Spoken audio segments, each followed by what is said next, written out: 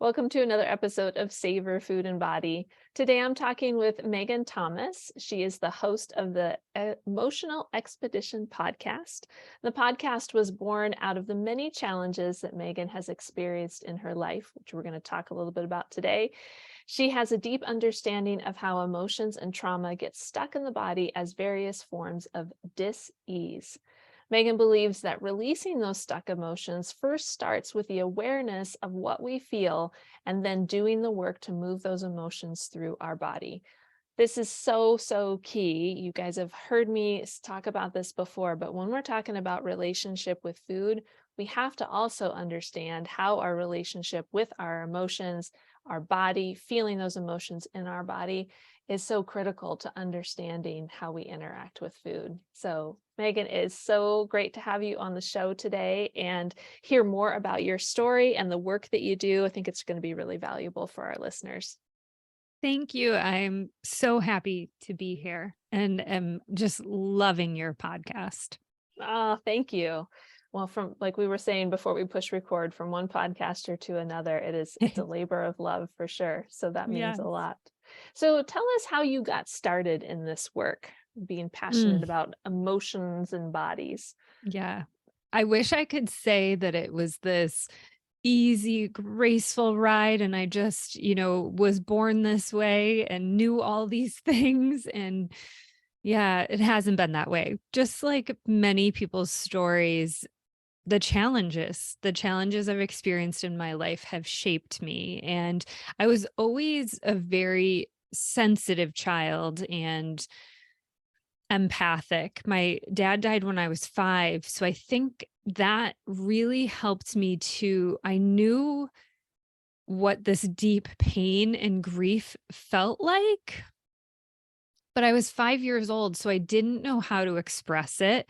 I didn't grow up in a home where emotions were talked about or vulnerability was seen as a strength. Vulnerability was more of a weakness. So I grew up in that kind of environment and having the massive experience of trauma and grief as a 5-year-old, I just didn't know what to do with it. And so it came out sideways for many, many years. So growing up, I had a lot of challenges in with my family, and I was a perfectionist and a massive overachiever in school and in that environment. But at home, things were definitely a challenge for me. And I think it was all of these were coping mechanisms for the trauma that I experienced. And it started to lead me down a path where until I had more things happen, I didn't understand that vulnerability really was a superpower, if that makes sense. Absolutely. And I want to reiterate too what you said about that perfectionism. It feels like perfectionism is the antithesis of vulnerability. Mm, And so many of us don't connect those dots. And the other thing that you said too that I think is important for folks to connect with is that when we are super feelers, that's the term I've used in my practice a lot for just really highly sensitive emotional folks. I would say 9 times out of 10 of the women that I work with that have challenges with food and their body, they are mm, super feelers. mm. And especially if it stems from childhood trauma, because as kids, like we don't really have many coping mechanisms that we can go to, nor if we're coming from a family that's not necessarily enriching us in our coping mechanism exploration. Food is an easy go-to, either having too much food or restricting food, but either way, it's an easy one for kids to kind of go to and manipulate. And sometimes the like family situation can tie into that and kind of enhance that food manipulation too. So that there's a very tight weave there between those of Mm. us that are super feelers. I would put myself in that category too. And I would identify my challenges with food when I was younger tied to that being a super feeler. So I'm really glad Yeah. that you're pointing that out for folks. It's so important to understand that. Thank you. And my my journey with food came a little differently than I think. uh, mm, yeah, it came through different ways of challenges. So when I was 22, I was misdiagnosed with Crohn's disease, and I didn't know what Crohn's disease was. Never heard of it at that point, and I was in the hospital, and they were like, "We have to operate on you immediately, there's a blockage," but something intuitively told me that I didn't have Crohn's disease. I knew there was something in me that was saying that. And so as I was getting wheeled back into surgery, I looked at the surgeon. I'm 22 years old, and I say, "I don't think I have Crohn's disease." And he was like, "Don't worry, don't worry. It's just an exploratory surgery. I'm just going in to look around." And this was probably the defining moment in my life of having an intuitive knowing and handing your power over to somebody else who I thought knew better. He was a doctor. He had the answers. I was physically in pain. That's what brought me to the emergency room. And so I went into that surgery, and when I woke up, the surgeon, held up his hands and he said, I just took about a foot of your small intestines, but you were right. No evidence of Crohn's." And even in that moment, I was like, "Well, why'd you take anything?" Like, coming off of the drugs, I was still like, that doesn't seem right. And he was like, "Oh, just to test it." And I then spent the next year of my life in and out of hospitals, unable to keep food in my system. And most people can recover from having a foot of their small intestines taken, people who have Crohn's disease, who have had multiple surgeries, but something was just not right. Something wasn't lining up. And finally, I found myself at the Mayo Clinic in Rochester, Minnesota, and I was really, really sick. It had been almost a year since my surgery, and my lung had collapsed. And at this point, I was just barely hanging on. I'd lost so much weight and had lost a lot of my hair because I'm sure when you're not absorbing nutrients, your skin, your nails, your hair, it's going to take it from wherever it can. And it was a really challenging time of being 22, where I was at the peak of my selfishness, I would say. I was at this place where I had just graduated from college. I was only like maybe 2 months out of college, and the world was mine. Like, I was going to take on the world. I had no responsibilities. Like, this was me. And all of a sudden I found myself in this place of being really sick, and to the point where my sister, who was younger, I would say, if you're out somewhere, don't tell anyone what's going on with me, because I didn't want anyone to know. Like, I looked terrible. I didn't want people to know. It was this weird experience of wanting to protect myself and not be out in the world in that way. And so when I finally got to the Mayo Clinic, like, what a blessing. They I had had my medical reports, so I had read everything. I had tried to figure it out for myself what was happening, and it turns out that one person told the truth. Everyone else lied on my medical records. The nurses, the surgeon, they all lied about what actually happened that day in the emergency room. And so the pathologist, the person who actually measures what was removed, wrote what was actually taken was like 4.5 feet of my small intestines, the ileocecal valve, appendix, 5 lymph nodes, all these things. And you know what? The information was what saved me ultimately. So by finding that out from the Mayo Clinic, they were able to get me on medication, and I was able to slow my system down to keep food in me. And it took a long time. I stayed heavily medicated for a long time as I was in that healing journey. And then eventually, about 8 years later, I had realized enough was enough, that I was still feeling terrible. And I was at the doctors, and they were, I'm at this point, I'm in my like late 20s, and they're just upping and upping the heartburn medication. I think it was like a omeprazole or something like that. And I was like, you can't be on this forever. And I was on such high dose. I would drink water and have heartburn. And at that point, that was when I was like, there has to be another way, which I think is probably one of the most important things that I can share in this journey is when you finally have the awareness or the thought, enough is enough, there has to be another way. Whatever that thought is, that's when the information comes in. Maybe a book or a teacher or a coach or somebody comes in to help. So that's what happened was I was introduced to green juicing was the first part. So I went on some sort of cleanse and I learned how to alkalize my system, and I was able to go off of this is the power of food. Within 30 days, I went off of every single medication except for the one that I need to keep the food in my system. But everything else, I've never been on heartburn medication since then, now that I know. And you know what my biggest key is? Hot water with lemon in the morning, first thing. That's what I do.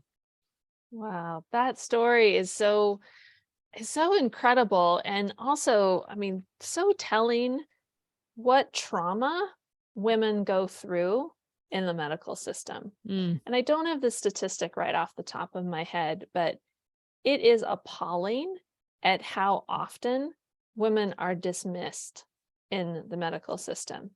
And, with my work centering around perimenopause and menopause and the countless stories that I read from women or in our conversations, and just having something as basic as like everybody with an ovaries and a uterus is going to go through this, and having symptoms dismissed or just given medications instead of exploring like the full picture of what could support someone. I mean, and that's a pretty basic, happens to everybody situation. I mean, yours just amplifies that even more. Like, if we can't even validate women's experiences in midlife, what makes us think that we would validate and listen to someone who is in pain, but also still in touch with her body to say, oh, hold up, I don't yeah. know that this is really what I need right here. Mm-hmm. And the fact that it was a male doctor, like we could Mm-hmm. go down Oh, that whole yes. A patriarchal, like white male doctor. Yes. exactly. Like just, And the statistics are even worse depending on the color of your skin.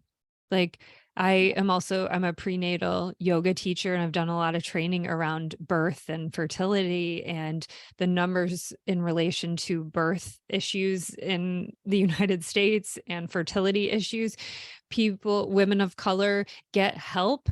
It takes twice as long as it does. So if someone is to say to typically if you're under 35, it's like 6 months until you start receiving, fertility treatments. But if you're a woman of color, it's usually a year. I mean, it's unbelievable.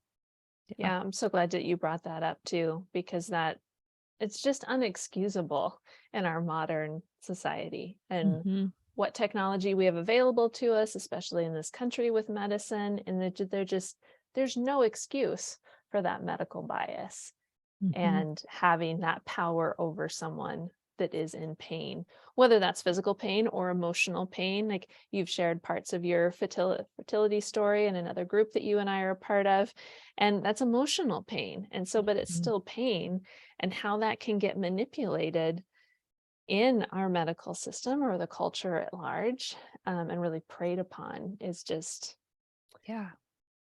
so disappointing. And I'm wondering if we can, in taking that situation that you shared, and I so appreciate you for sharing such a personal story, and wonder if we can talk about how can the trauma and traumas, like whether it's medical trauma or sexual trauma or child abuse or whatever it is, and it could be big T or little t, as we like to talk about. I mean, Mm-hmm. it could just be the stigma of being a woman or a woman of color or someone in a larger body. Like, those can lead up to many micro traumas still reflecting in our bodies. So how can trauma and emotions get stuck in our bodies, and maybe share how you've experienced that? Yeah. Thank you. Think about you. I just got a visual of this is sometimes how my intuition works and nudges me, is think about when you're really scared. All of a sudden you'll like take a big gasp and hold your breath. So here you are feeling, experiencing an emotion. And instead of letting it out, you're basically sucking it in. So even just like a visual of something like that, when we are grieving, what is our culture saying to us? So I've experienced quite a lot of death in my life, and it is fascinating where what is being applauded is, oh, you're back to work a week later. Oh, you're doing so great. And what's happening is, yes, we're going into this place where we're not allowing ourselves the proper space to feel. Like many other cultures grieve so differently than we do and give themselves time and space to do that. In our culture, it's like, okay, how quick can you get back to work? How quick can things get back to normal?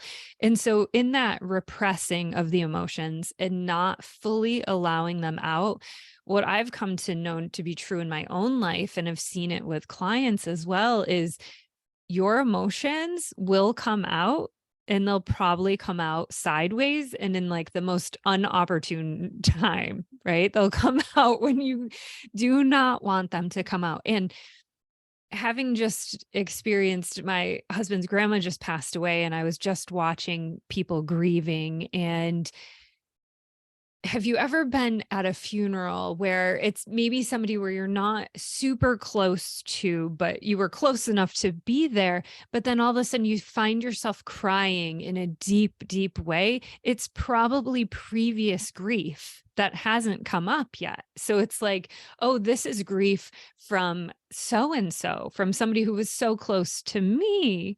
And now this is just another layer coming up.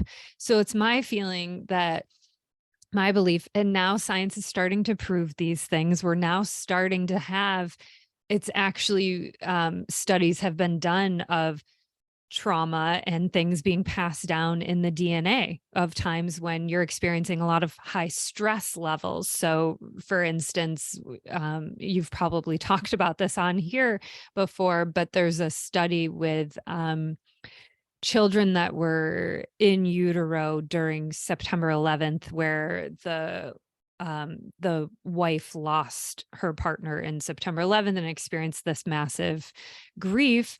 And she would have elevated cortisol levels. And then that child would also be born with these elevated cortisol levels. This is stress in our bodies getting passed in utero.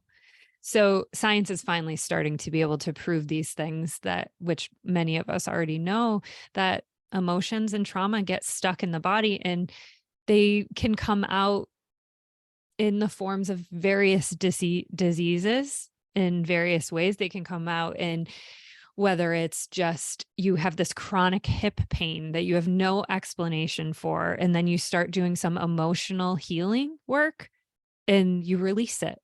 I see this kind of thing all the time. I don't know. I don't know the science. I can't explain it, but I've seen it happen many, many times. Yes, I've heard that particularly with back pain, like low back pain in particular, but also just other regions of the back and shoulders and neck and all of that too. And for folks that are listening, and if you haven't listened to the episode with Dr. Erin Hayford, she's a naturopath, and she shared her experience somewhat similarly with, I believe it was Crohn's disease, and how her diagnosis of Crohn's disease was a reflection of trauma and emotions that she was experiencing. So, not to say that all of those diagnoses are, caused or related to that, Mhm. but it does beg the question to be really curious around when we're feeling discomfort in our bodies or we're seeing physical symptoms show up in our bodies, to be curious about how that might be connected to what we're feeling in our bodies too. We can be so quick to like go fix that pain. And Yeah. sure, we don't want to be in pain anymore, but again, just being curious around, well, is this coming from something physical, structural, which totally can Mhm. be the case, or a virus or bacteria or anything, very science-based?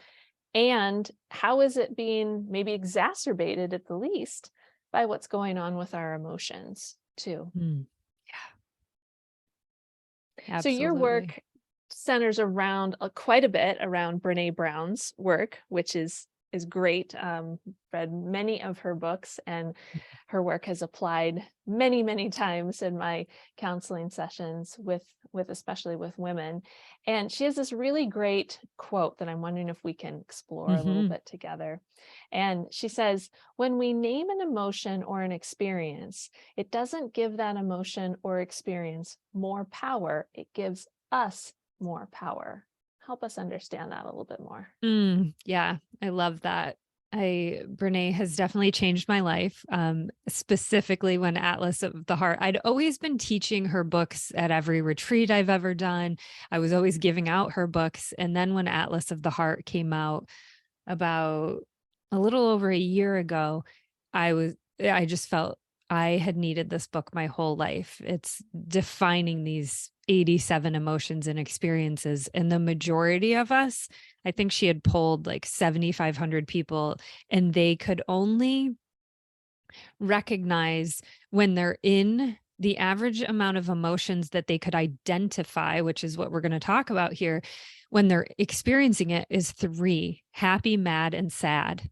Happy, mad, and sad. That's how limited we are. So, why the language matters is, I think this is the first step to healing our emotions, is having an awareness that we're feeling something and then being able to identify it. So, if I say to you, I'm feeling really sad, but what I'm actually feeling is disappointed, which, if I'm only can identify 3 emotions, disappointment is probably going to fall into sadness.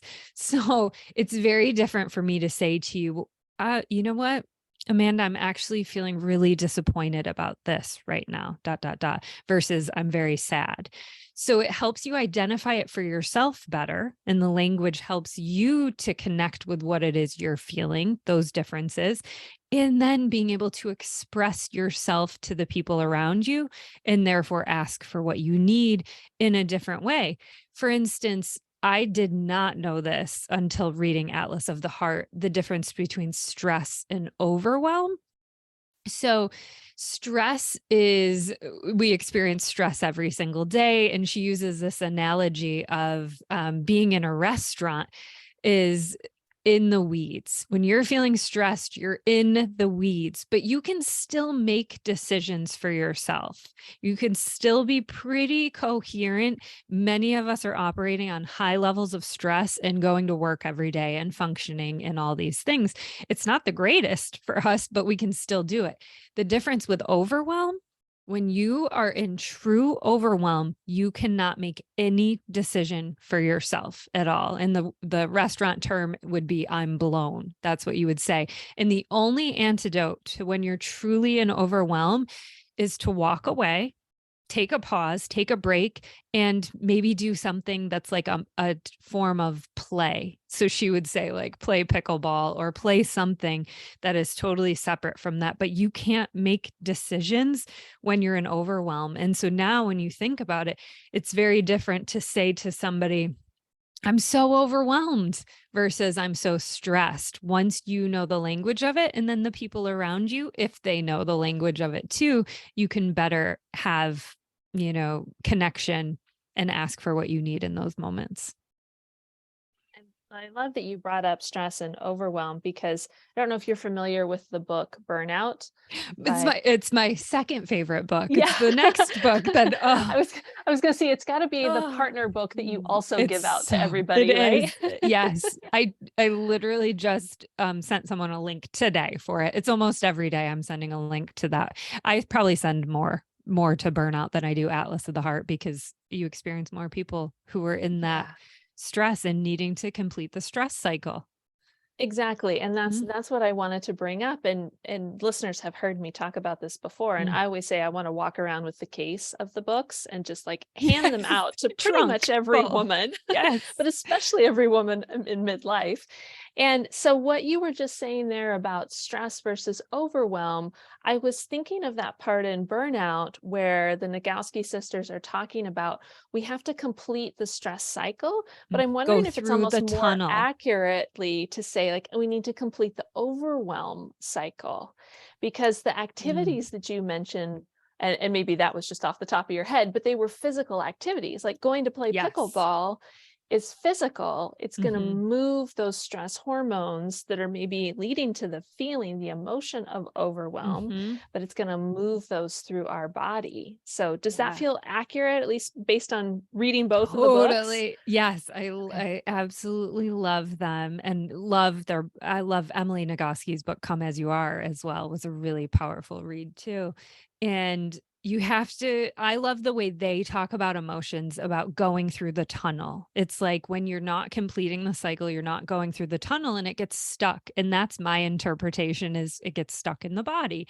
And so our the most efficient way to move emotion through the body is physical activity. Absolutely. Physical activity, hands down. So, whether that for some people is running, walking, for me, it's hiking really fast. Like when I am angry or sad or grieving or whatever, if I'm feeling a big emotion, it's not just a normal walk. I'm like, I am super fast hiking is how I move it through most quickly. And sometimes it takes more than one time. So it depends. You can, decrease the amount of stress or complete the cycle maybe halfway, and then all of a sudden you have to do another thing. And so their next recommendation, which is also my next go to, is breathing. And so this can look like sometimes you're at work. Sometimes you're at work and you're having this with something with a colleague and you can't just start running in place. Like that's not going to work for you. So you need other tools. So breathing is something that you can shift your breathing and have a moment while you're in conversation with someone. It's basically how do we activate the parasympathetic nervous system? So it is long, deep breathing, taking us as far out as we can, maybe moving from that fight flight stage. It is doing left nostril breathing. So breathing in and out through the left nostril. That's another way that can really calm yourself down. It's activating the right side of your brain. It's triggering this calming experience. And then my other way, this is not such a gentle way to do it, is breath work. This is a buzzworthy term that, one of those things that's been around for millions of years, but now everyone's talking about it. So breath work, where it is actually the breath work that involves the work part. So the kind of breath work that I do is circular breath or conscious connected breathing. And it's intense. It's in and out through the mouth for about 24 minutes. And I've experienced the biggest emotional releases that I've ever had physically leaving my body. Old stuff, like old stuck emotion, old stuck trauma is through breath work. I have never experienced anything else like it. I teach Kundalini yoga and all sorts of things, and I've had a lot gentler releases, but breath work by far has allowed the biggest releases for me to have. Yeah, we're going to learn more about that in a follow-up episode with Iona. She's going to come and we're going to Amazing. talk about it. And Yes. actually, prior to meeting you guys, actually, I must have still been under a rock somewhere because I hadn't heard it talked about as breath work in that way. I've Mhm. participated in yoga, I've done craniosacral therapy, I've done all of these other modalities, which they can end up being tied to breath work, but I hadn't heard it used that language before. Again, I might have been under a rock these last few years. And No, so it's just coming out. So you're still at the beginning of it. I'm still a little So, cutting edge yeah. on it. Okay, Mhm. cool. Yep. Well, I meeting you and Iona at the same time. Yeah. Like I'm gonna be up And on the I've up had pretty the soon. and when if you can people can do breath work with Iona, it's amazing. She has an app that I'm sure she'll share with your listeners, and I've had the pleasure of having a session with her, and it's amazing. She's a phenomenal teacher.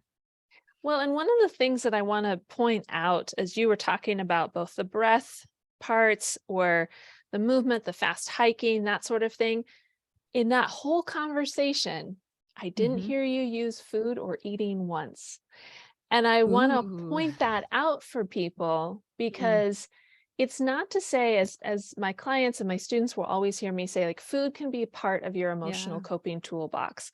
The reason we leave it in there is so that we don't go into that Mm. psychological trap of, oh, I shouldn't be using food to cope with my emotions. Mhm. However, what you were just talking about and the science that is talked about in the book Burnout, and maybe a bit in Atlas of the Heart too, the science shows that when we can do something physical, whether that's physically moving our body or really that breath work that's physical within, taking Mhm. the deep breaths, our body is engaged in something physical.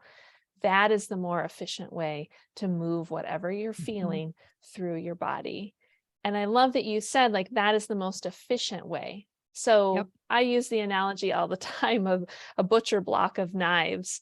And if we're always taking the same knife out and cutting everything in our kitchen, from the bread to the cheese to the apple to the box that came from Amazon, eventually that knife isn't going to work anymore.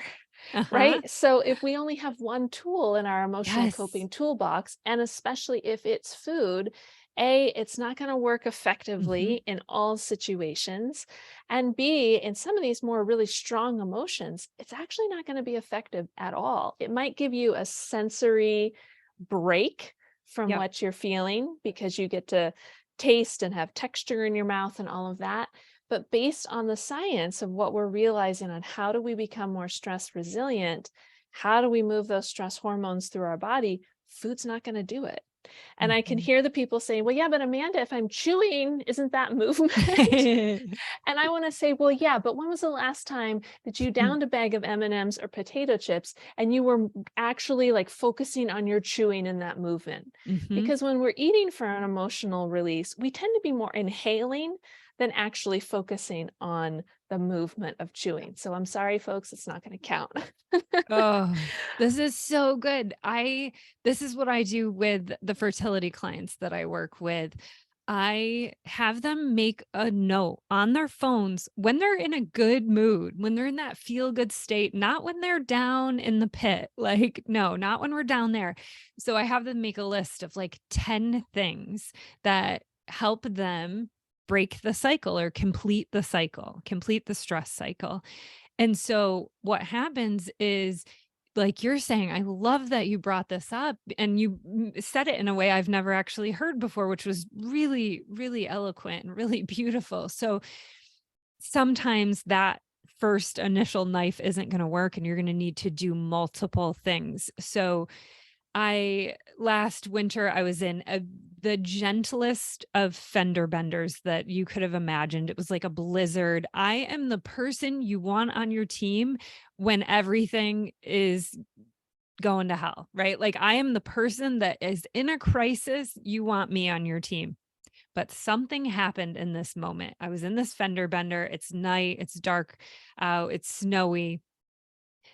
I had the biggest like cortisol release, this adrenaline rush, the dump, the whole thing happening in my body. So I got out of the car, didn't know what to do. This man looked at me and he was like, ma'am, it's this older gentleman. And he's like, you can't be in the road right now. Like there's cars coming. I had seen him move off to the side of the road and I couldn't even like my brain wasn't online because I hit this level of overwhelm, right? I couldn't think for myself. So he looks at me and he's like, can you drive, a mile to the nearest plaza where there's going to be a light up there? And I was like, yes, I think I can do that. So I get in the car, I drive there. I'm not okay. I am not okay. My heart's racing. I'm sweating. I'm in the cortisol. My breath is short. It's shallow. I get out of the car and he looks at me. And he was a man who could have been perceived if I had seen him on the street. I might have been a little scared. He was missing quite a few teeth. He had like on this leather jacket. He was a big guy. Not what I would, have been drawn to. And he looks at me as I get out. Do you need a hug? And I said, I do. And I let this this man hug me, like bear hug me. So that's one way. That's another way to add to our list is a 20-second hug can help us. This is in burnout to come down. This can help us activate that. So the first thing that happens is that I'm standing out there. He's explaining, what happened and assessing the damage. There's no damage. We don't even need to call the police. It's such a minor experience. He's after he tells me everything again, make sure I'm okay to drive home, ask me if I need another hug, to which I take another hug. He leaves. I sit in the car. I do long, deep breathing before I drive the 2 miles home.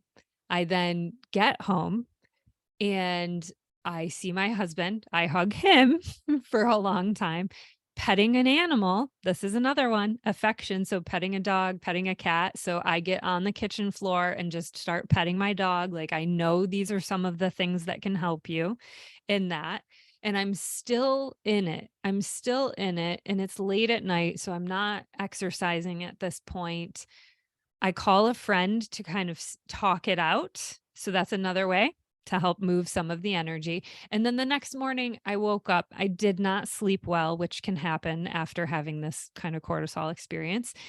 And I didn't sleep well. So, you know what I did? As soon as I woke up the next morning, I went outside. I got myself in nature and I was hiking. So, two things that really helped me. So, like you said, sometimes it's not going to be one thing. It's going to take many things and different things to do it.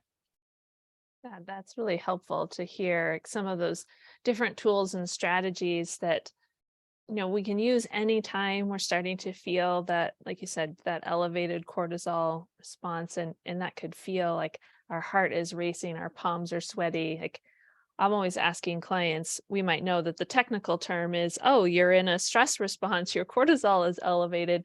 And how does that feel in your body? Like explain those physical sensations that are going on in your body. And so that was really helpful to hear how you share, like, what am I feeling in my body? And then also these tips of what can you do to help bring those cortisol levels down, bring down the epinephrine, all of those fight or flight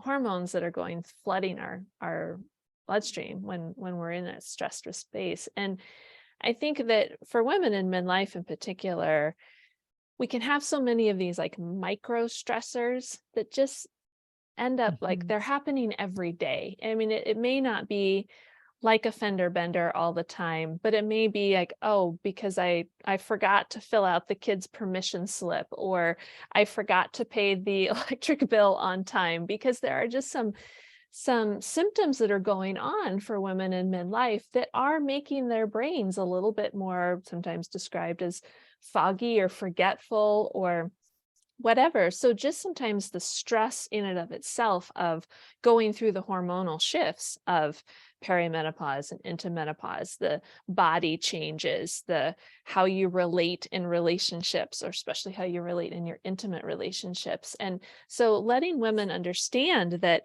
any of those tools that you just mentioned, like you could utilize those anytime, any day, no matter what level the stress is at, or what you might deem as consequential, inconsequential. Like it doesn't matter. I mean, if you're just having a day, having a lot of Mhm. mood fluctuations, like asking for that hug, or getting yourself out into nature and moving your body, or pounding it out on a treadmill or elliptical or whatever someone might like. I think that's really helpful for folks to hear some of those individual techniques. And we'll definitely put links to Burnout, Atlas of the Heart, Come As You Are. Like all of those books have really, really great resources for folks.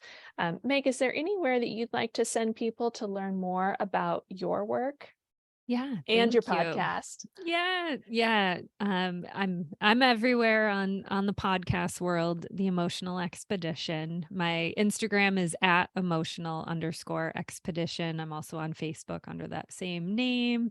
My websites, you can go to meganthomas.com or emotionalexpedition.com and you'll find me there. That's amazing. And I love that you're doing a bit of like a book club with Atlas of the Heart. as one of Yes. your offerings. I think that's really cool because I think books like that and books like Burnout can be best digested in Yes. that group setting, but also having the individual time, obviously, between sessions of getting together. But I think that's a really impactful way to explore those Absolutely, works. because shame might look very different to you than it does to me, and so when we're in a group, you get to experience just a more robust version of shame, understanding you can understand other people better. So, Absolutely. Yeah. Well, we'll put links, all of that in the show notes so that people can find mm, out more about that. And I just appreciate you being here, sharing your personal health story as an example of the beautiful work that you do. And this has been a great conversation. So thank you. thank you.